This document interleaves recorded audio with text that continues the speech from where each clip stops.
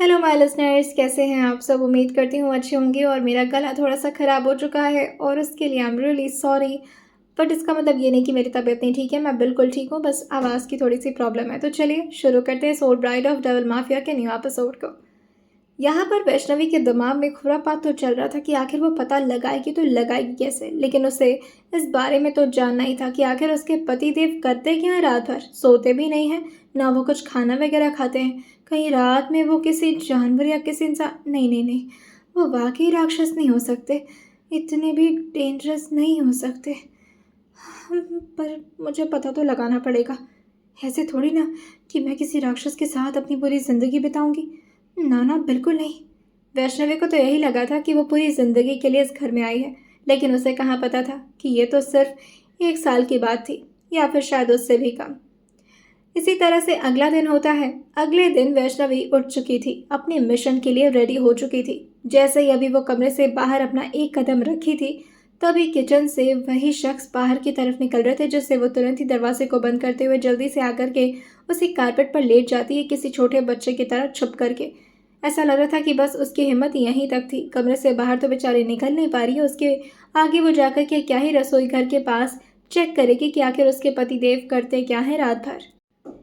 एक दिन ऐसे बीतता है, दूसरा दिन भी कुछ ऐसे ही बीतता है, लेकिन अब 2 दिन हो चुके थे। वैष्णवी बार बार खुद को रोक ले रही थी, लेकिन आज नहीं। आज तो उसे पता लगा कर ही रहना था। बेचारी अपने महादेव को याद करते हुए धीरे धीरे करके लगभग रात के 1:30 बजे तक नीचे पहुंच गई थी।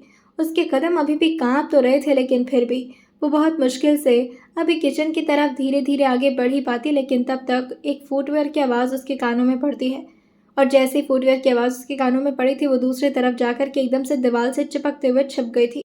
सांसें तेज, धड़कन तेज, आंखों में लगातार इस बात का खौफ कि कहीं उसे कोई देख ना ले। माथे पर डर की वजह से हल्की हल्की शिकन तक आ गई थी। लेकिन आज उसे पता तो लगा कर रहना था। हाथ पांव भी ठंडे पड़ रहे थे। तभी जैसे ही उसको अब फुटवेयर की आवाज़ आना बंद होती है, वो धीरे धीरे अब किचन के दरवाजे की तरफ से अंदर की तरफ झांक रही थी, जहां से किचन की एंट्री थी। इस किचन में कोई दरवाज़ा नहीं था, क्योंकि किचन का एरिया बहुत ज़्यादा बड़ा था। जैसे ही अभी वो हल्का सा अपनी नज़रों को उसी किचन की तरफ अंदर की तरफ झांकने के लिए झुकी थी, लेकिन तब तक उसे नज़र आता है फिर से मिस्टर एडी के हाथ में बड़ा सा चाकू, और साथ ही ये हाथ में लगे लाल लाल कुछ। ये कहीं खून तो नहीं। और वो जल्दी से अपने दिल पर हाथ रखते हुए फिर से दीवार के पीछे छुपते हुए कहती है, ये मतलब उस दिन मैंने कोई सपना या फिर कोई कोई वहम नहीं था मेरा। ये सच में कुछ तो ऐसा काटते हैं जिससे खून निकलता है। हे भगवान, आज तो पता लगा कर रहूंगी। लेकिन अभी थोड़ा देर और उसको वहां खड़े रहते हुए हुआ ही था कि मिस्टर एडी खुद ही अब अपने हाथ में कुछ सामान लेकर के बाहर निकल रहे थे, जिससे वो तुरंत ही अब किचन के दूसरे कॉर्नर में जाकर के छुप चुकी थी। हॉल एरिया में रात में ज़्यादा लाइट्स नहीं जलती थी, जिसकी वजह से उसे ज़्यादा दिक्कत नहीं होती छुपने में, और आराम से एक अंधेरा देख करके वहीं पर जाकर के कोने में अपने आप को पूरी तरह से समेट ली थी। वो देख रही थी कि ये शख्स तो ऊपर की तरफ जा रहे हैं, लेकिन उसे देखना तो था ही कि ये जा कहाँ रहे हैं, क्योंकि रात भर ये कमरे में तो नहीं आते अपने। उसे लगा था कि मिस्टर खड़ूस यानी कि उसके अति डरावने पति अपने स्टडी में जा रहे होंगे, लेकिन ऐसा नहीं था। वो तो जिया के कमरे की तरफ, ये जिया के कमरे की तरफ क्यों जा रहे हैं। ये क्या चल रहा है इस घर में, काला जादू तो होता है क्या। अब वो जिया के कमरे की तरफ कैसे जा सकती थी। दरवाजे के बाहर अगर वो जाती भी, तब भी उसे कुछ भी सुनाई नहीं देता, जिसकी वजह से अब उसे समझ में नहीं आता, जिससे वो तुरंत ही अपने कमरे के अंदर की तरफ भागी थी और अपने दांतों तले अपनी उंगलियों को चबाते हुए कहती है, क्या करूं, कैसे पट्टा। लेकिन तभी उसे नजर आता है बालकनी, और उसके कमरे और जिया के कमरे में ज़्यादा दूरी नहीं थी। अगर वो अपनी बालकनी में जाती तो वो देखते कि थोड़े ही दूर पर तो जिया के कमरे की भी बालकनी है। अगर वो यहाँ नीचे लगे खिड़की के स्लैब पर अपना पैर रखे और फिर उस बालकनी तक पहुँच जाए, तो उसको सारे कांड दिख जाएंगे कि आखिर यहाँ पर रात में होता क्या है, और ये इंसान वाकई कोई दानव है या फिर ठीक ठाक नॉर्मल इंसान ही। लेकिन उससे आज पता तो लगाना था। साड़ी में सही वो सबसे पहले नीचे एक विंडो के स्लैब पर अपना पैर रख दी थी। जैसे तैसे करके बेचारी बच बचा करके दूसरी तरफ कूदते हुए जिया के बालकनी की तरफ पहुंच गई थी और अपने हाथ की ताकत का इस्तेमाल करते हुए वो अब उसके बालकनी के ऊपर आ ही चुकी थी। लेकिन बालकनी से भी सब कुछ सुनाई दे ये तो ज़रूरी नहीं था। मिस्टर एडी अपने हाथ में प्लेट लिए हुए थे। ऐसा लग रहा था जैसे कि ये कोई खाने का प्लेट है, लेकिन वो क्या बोल रहे थे इसके बारे में तो वो कुछ भी नहीं समझ पा रही थी, क्योंकि उसे कुछ सुनाई ही नहीं दे रहा था। तभी बहुत मुश्किल से वो महादेव का जप करते हुए धीरे धीरे जाकर के बालकनी के दरवाजे को बहुत हल्का सा स्लाइड की थी, ताकि अंदर खड़े इस शख्स को अंदाज़ा भी ना हो कि दरवाज़ा खुला है। हल्का सा ही दरवाज़ा खुलने के बावजूद भी उसको आवाज़ हल्की फुल्की सुनाई दे जा रही थी, जिससे वो अपना कान लगा चुकी थी ये सुनने के लिए कि आखिर अंदर चल क्या रहा है। हो गया नाटक, उठो अब। हे भगवान, ये क्या रात में भी बच्चे को सोने नहीं देते? रात रात भर पे काम करवाते हैं क्या उससे? और ये प्लेट में क्या लिया है? वहीं जिया जो अपनी आंखों को बंद किए हुए लगातार सो रही थी, तब तक अचानक ही उसके ऊपर से उसके चाचू यानी कि मिस्टर एडी ने ब्लैंकेट हटा करके एक साइड में फेंक दिया था और गुस्से में कहते हैं, मैंने कहा उठो, सुनाई नहीं दे रहा तुम्हें? और ये मत समझो कि तुम्हारे नाटक मुझे समझ में नहीं आते। इंसान है, बेचारी सोते हुए बच्ची को जगा रहे, दया नहीं आती इनको। तभी अचानक से जिया, जो कि उनकी ऐसी कड़क आवाज़ सुनकर के हड़बड़ा करके उठी थी, और जैसे उठी थी वो अपने चाचू को देख करके तुरंत ही अपने चेहरे को नीचे झुकाते हुए कहती है, आप चाचू आप यहाँ? मिस्टर रेड्डी जो चेयर को पुल करते हुए अपने ठीक बगल में किए थे और उसी पर बैठते हुए जिया की तरफ प्लेट आगे बढ़ाते हुए कहते हैं, खाओ इसे। वैष्णवी तो इसका मतलब कुछ अलग ही समझ रही थी। वो एकदम से अपने मुंह पर हाथ रखते हुए कहती है, ना जाने कौन सा जानवर का टुकड़ा खिला रहे हैं बच्ची को, ये तो मैं कदापि नहीं होने दूंगी महादेव। जैसे अभी वो पूरा दरवाज़ा खोल करके सोची थी कि वो बचा लेगी जिया को, लेकिन तब तक जिया धीरे से कहती है, अब कितने अजीब हैं चाचू, सुबह तो मना करते हैं खुद कि कुछ भी नहीं खाना है, रात में खुद खाना बनाकर मेरे लिए लेकर आते हैं, इसका क्या मतलब है? जितने सॉफ्ट तरीके से जिया ने बोला था उसे थोड़ा थोड़ा सुनने में दिक्कत हो रही थी, लेकिन वैष्णवी अपना पूरा कान लगा चुकी थी और उसके साथ ही पूरा ध्यान भी। और ये सुनते हुए एकदम से अपने मुंह को सिकोड़ते हुए कहती है, खाना? ये खाना है? और फिर वो लगातार उस प्लेट की तरफ झांक रही थी कि आखिर उसमें है क्या। जैसे अभी मिस्टर एडी ने उस प्लेट को यहाँ बेड पर रखा था ताकि जिया उसे खा सके, अब जाकर नजर आया था वैष्णवी को, ये तो बीट रूट है जो कि सैलेड की तरह मिस्टर एडी काट करके उसके लिए लेकर आए थे। जिया मुंह बनाते हुए कहती है, आपको क्या प्यार है बीट रूट से, मुझे नहीं पसंद है। और आप इसका जूस भी पिलाते हैं, कभी इसका पराठा बना कर खिला देते हैं, कभी सैलेड में। मुझे नहीं अच्छा लगता चाचू, मुझे नहीं खाना। और ये बोलकर कि वो जैसे भी अपना मुंह दूसरी तरफ करती, वैष्णवी जल्दी से दूसरी तरफ छुप जाती है ताकि कहीं गलती से भी जिया को वो नज़र ना आ जाए। जिया के इस बात को सुन करके जैसे भी मिस्टर एडी ने अपने आंखों को उसकी तरफ उठा करके देखा था, बेचारी एकदम से शांत पड़ गई थी और तुरंत ही अपने चेहरे को नीचे झुका ली थी। तभी वो प्लेट की तरफ देखते हुए कहते हैं, ज़्यादा ज़बान चल रही तुम्हारी, अगर मैं तुम्हारे लिए खाना बना कर ला सकता हूँ तो तुम्हें ज़बरदस्ती खिला भी सकता हूँ। रोते रोते नहीं खाना है ना तो खुद खाओ। बेचारी ने प्लेट उठा तो लिया था, लेकिन उसके हाथ वाकई मुड़ने में काफ़ी ज़्यादा तकलीफ दे रहे थे, जिससे वो अपना हाथ दिखाते हुए कहती है, हाथ पे लग गई है मेरे, दर्द हो रहा है चाचू, मैं खा नहीं पाऊँ। तुरंत ही एडी ने अपने हाथ में वो थाली पकड़ ली थी और उसमें से एक और जैसे उसके मुंह की तरफ आगे बढ़ाते हुए हल्का पीछे होते हुए कहती है, आपने भी तो नहीं खाया होगा ना, एक और आप खा लीजिए प्लीज़। मिस्टर एडी अपने चेहरे को नाम मिलाकर कहते हैं, चुपचाप से ख़त्म करो, मुझे बाकी का और भी काम करना है, यही काम नहीं है मेरा, चलो मुँह खोलो।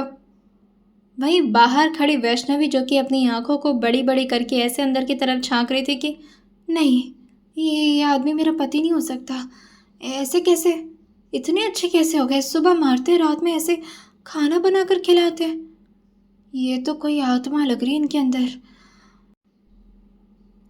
अब जिया को एडी के सामने बोलने में कितनी दिक्कत होती थी।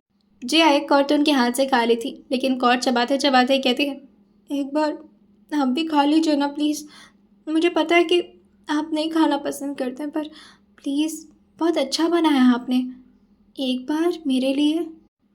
मिस्टर एडी के हमेशा की वही टोन, मुझे भूख नहीं है, चुपचाप से खाओ और ज़्यादा मेरी माँ बनने की कोशिश मत करो। बेचारी जिया शांत पड़ करके उनके हाथ से अब लगातार एक एक करके सारा कॉर्ड ख़त्म कर रही थी और वहीं लगातार अपने चाचू की तरफ देख रही थी। अजीब इंसान थे। सुबह मारते थे, रात में आकर के खुद मलहम लगा करके सुलाते थे। सुबह तक कहते थे भूखे रहो और रात में खुद अपने हाथ से खाना बना कर खिलाते थे। क्या थे ये इंसान। बेचारी वैष्णवी तो बाहर अलग ही लेवल पर कंफ्यूज हो रही थी। और तभी जैसे ही अभी अचानक से जिया के मुंह से निकलता है, वैसे चाची खाना अच्छा बनाती होंगी ना, महक अच्छी आती है। जैसे तुम्हें कैसे पता कि वो अच्छा खाना बनाती है? तुमने कभी उसके हाथ का खाना टेस्ट तो नहीं किया ना? सॉरी चाचू, पर मुझे पूछना था कुछ आपसे। उन्होंने बस अपने चेहरे को उठा करके अपने सर को हल्का सा नॉड कर दिया था। तभी धीरे से जिया हिम्मत करते हुए कहती है, चाचू आप मुझे किसी और के हाथ का बना हुआ कुछ खाने क्यों नहीं देते? उसने इतनी मासूमियत से सवाल किया था। तभी वो जिया की तरफ देखते हुए लास्ट बाइट उसके मुंह की तरफ बढ़ाते हुए कहते हैं, क्योंकि मैं खुद के अलावा किसी और पर ट्रस्ट नहीं कर सकता तुम्हें लेकर। चलो अब अपनी आंखें बंद करो और बताओ कहाँ कहाँ चोट लगी है। तभी जिया मुंह बनाते हुए कहती है, आपने सुबह बहुत तेज़ मारा था, इतना तेज़ क्यों मारे मुझे? मिस्टर रेड्डी जो अपने हाथ में क्रीम लेते हुए कहते हैं, तो क्या करता? तुम्हारा बाप बाहर बैठा हुआ था। अगर वो बोलता कि दरवाज़ा खोल करके मारो तो तब तो तुम्हें जेन्युइनली मानना पड़ता ना। एक तो एक्टिंग नहीं सीखी जा रही है तुमसे, चिल्लाना सीख लो तुम। ये सुनते ही वो हल्का स्माइल करते हुए कहती है, सबको लगता है कि आप मुझसे बहुत नफरत करते हैं चाचू। ये सुनते ही वो ऑइंटमेंट को जानबूझ करके बहुत ज़ोर से उसके चोट पर लगाते हुए कहते हैं, लगता नहीं मैं करता हूँ, सो जाओ। तभी वैष्णवी जो अपने चेहरे को हाँ मिलाकर कहती है, वाकई आपको समझना बहुत बहुत मुश्किल है, मैंने तो कहा मैं आपको दानव बोल। और ये बोलते बोलते वो भूल ही गई थी कि वो कहाँ पर खड़ी है। अच्छा, जैसे ही अभी वो अपने आप को ठीक तरीके से खड़ा कर पाती, लेकिन अभी तक वो यहाँ बालकनी के स्लाइड से टिकी हुई थी, जिससे वो हल्का सा आवाज़ कर देता है।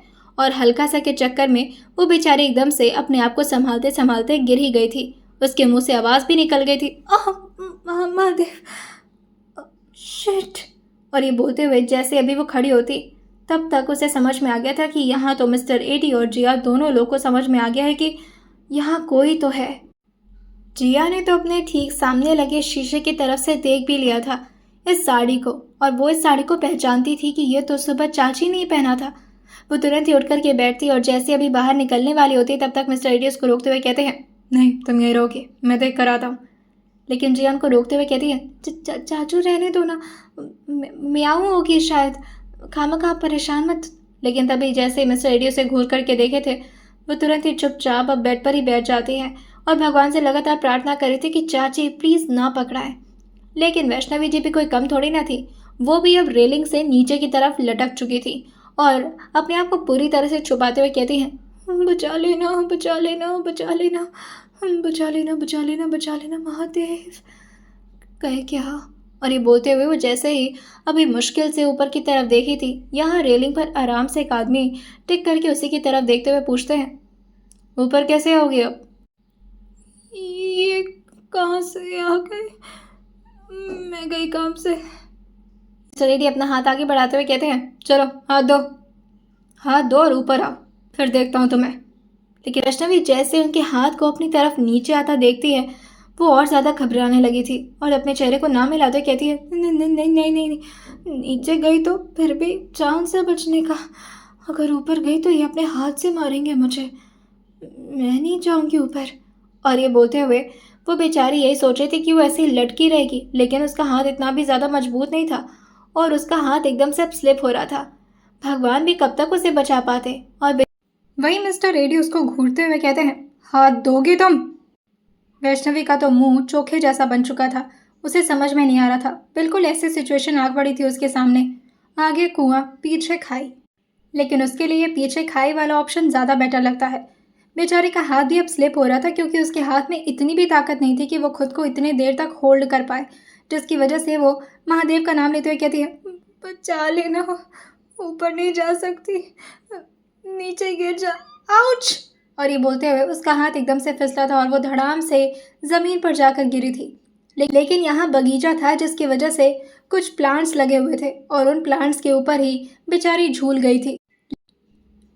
यहाँ पौधे ज़्यादा देर तक वैष्णवी के भार को तो नहीं सह सकते थे, जिसकी वजह से वो सारे अब धीरे धीरे करके टूटना शुरू कर दिए थे और बेचारी वैष्णवी फाइनली जाकर के ज़मीन पर धड़ाम से गिरी थी।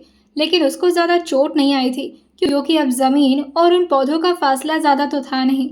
लेकिन जैसे ही अभी वो महादेव को शुक्रिया अदा करते हुए अपनी मुंडी को एक तरफ से दूसरी तरफ घुमाई थी, लेकिन यहाँ तो उसकी मौत उसके ठीक सामने खड़ी थी। वो तुरंत ही अपनी आंखों को बंद कर लेती है और खुद से ही बातें करना शुरू कर देती है कि अब वो आगे क्या करेगी।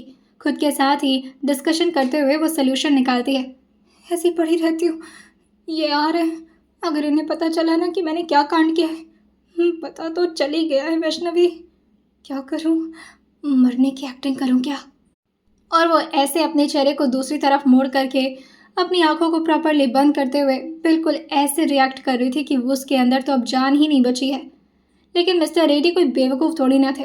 वो उसकी हरकतों को देखते हुए थोड़ी तेज़ आवाज़ में कहते हैं, ऐसे पागलों की तरह अगर पड़ी रहोगी ना तो याद रखना घर के अंदर घुसने नहीं दूंगा, उठो। लेकिन वो वैष्णवी थी, कोई ऐसी वैसी लड़की नहीं जो उनके एक दहाड़ पर उठ जाए। वो अपने इसी एक्टिंग को कंटिन्यू करते हुए इसी तरह से पड़ी हुई थी और खुद से, नहीं अब तो मैं नहीं उठूंगी, ऐसे ही पड़े रहने दो मुझे, क्योंकि अगर उठी तो पता नहीं क्या करेंगे आप मेरे साथ। महादेव, इनको बोलो यहाँ से जाएं। लेकिन मिस्टर रेड्डी यहाँ से जाने वाले नहीं थे, क्योंकि अगर कोई भी वैष्णवी को इस हालत में देखता तो प्रॉब्लम हो जाती कि आखिर ये लड़की कर क्या रही थी। और फिर शायद जिया और मिस्टर एडी के बीच के कॉन्वर्सेशन को इस लड़की ने सुन भी लिया था, और किसी भी हालत में मिस्टर एडी इस बारे में किसी को भी पता नहीं लगने दे सकते थे। वो उसकी तरफ झुकते हुए कहते हैं, तुम खुद से उठ रही हो या फिर। लेकिन वैष्णवी कुछ भी नहीं सुनती। वो अपनी आंखें यूं ही बंद किए रहती है और अपने आप से कहती है, मैं जब एक बार किरदार में चली जाती हूँ ना तो कोई मुझे बाहर नहीं निकाल सकता। अब तो ऐसे ही लाश बन करके ऐसे ही पड़ी रहूंगी, हिलूंगी भी नहीं यहाँ से। 2-3 मिनट तक एकदम से शांति थी, जिसकी वजह से अभी उसको लगता है कि शायद मिस्टर रेड्डी यहाँ से जा चुके हैं। लेकिन जैसे ही अभी वो धीरे धीरे करके अपनी एक आँख खोल रही थी, उसे अपनी कमर पर कुछ अजीब सा कड़क सा महसूस हुआ था। बेचारी के साड़ी का पल्लू एक साइड में ऑलमोस्ट गिर गया था, क्योंकि जब वो ग्राउंड पर पौधों के बल से गिरी थी तो उसका पल्लू उसके ऊपर से पूरी तरह से हट चुका था। लेकिन शायद कोई उसके पल्लू को उसके कंधे पर रखते हुए उसे अपनी गोद में उठा रहा था। उसे ऐसा महसूस होता है कि वो हवा में उठ रही है, लेकिन कोई तो हाथ जैसा चीज़ है जो उसके कमर और उसके कंधे पर काफ़ी मजबूती से उसे जकड़ा हुआ है। जानबूझ करके शायद ये कड़क हाथ जो कि उसके शरीर को लगातार चोट पहुंचा रहे थे, जैसे कि मिस्टर एडी जानबूझ करके बहुत ही बुरी तरह से उसे अपने हाथों से कस रहे हों कि उसे तकलीफ हो और ये अपने इस नाटक से उठ जाए। लेकिन वैष्णवी इतनी आसानी से नहीं उठने वाली थी। वो ले जा करके अभी उसे बहुत गुस्से में बेड पर पटकने वाले थे, लेकिन फिर उन्हें लगता है कि इतने ऊपर से गिरी है तो कहीं ऐसा ना हो कि वाकई इसके कमर वगैरह पर चोट आई हो। और वो उसे बहुत ही आराम से ले जा करके बेड पर लेटाए थे। बेड पर लेटाते हुए उसकी निगाहें हल्की हल्की खुलना शुरू हो गई थी, लेकिन इस बात को ध्यान रखते हुए कि मिस्टर एडी उसको ये देख ना पाए कि वो वाकई होश में है या नहीं। लेकिन अब मिस्टर एडी को थोड़ा तो शक होने लगा था कि कहीं वाकई ये बेहोश तो नहीं हो गई है। थोड़ा देर वो इसी तरह से वैष्णवी की हरकतों को नोट कर रहे थे, साथ ही उसके एक्सप्रेशन को कि क्या वाकई ये बेहोश है।